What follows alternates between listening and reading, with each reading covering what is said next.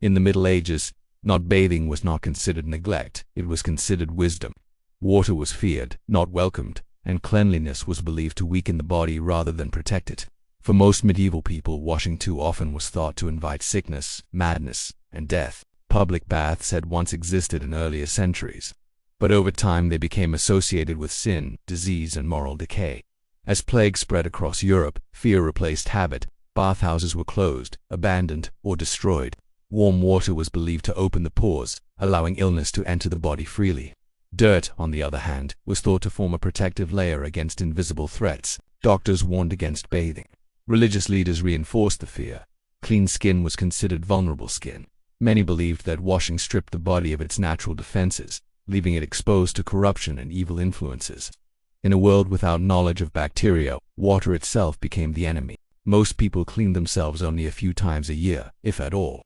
Some nobles bathed once or twice annually as a ceremonial act, often surrounded by prayers and rituals meant to ward off illness. The poor rarely bathed their entire lives. Instead, they wiped visible dirt with cloth, straw, or ash, believing this was safer than immersion in water. The smell of unwashed bodies became part of daily life.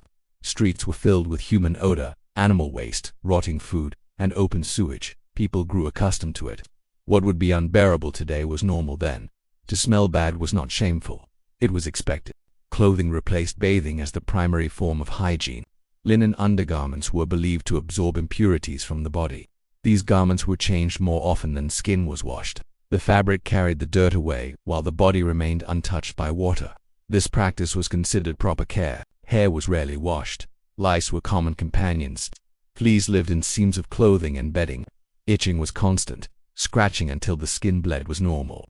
Infections followed easily, turning small wounds into deadly conditions. Teeth were another source of suffering. Without proper cleaning, mouths decayed rapidly. Rotten teeth, swollen gums, and constant pain were common at all ages. Toothaches could last for months, sometimes ending only with death.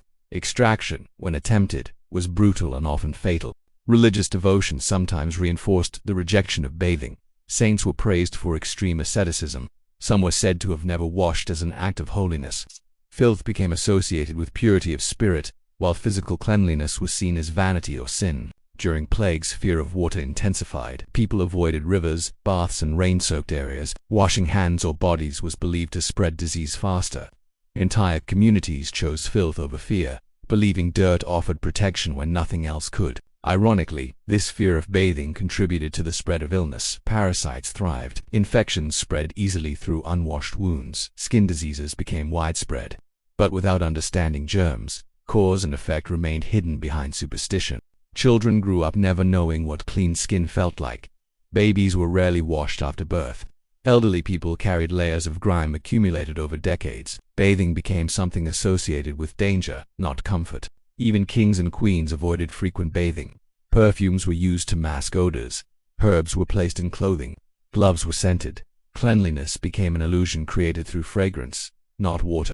To live in the Middle Ages was to exist in constant discomfort. Itching, odor, infection, and decay were part of the human condition. Not bathing was not laziness, it was fear. Fear of sickness, fear of death, fear of inviting something worse than dirt into the body. Water, which today represents cleanliness and life, represented vulnerability and danger.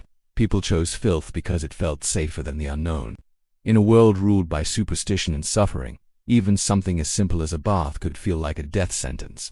If this is the kind of dark medieval history you want to hear, subscribe to Medieval Decay. Would you have avoided bathing to survive, or would you have risked the water? Tell us in the comments.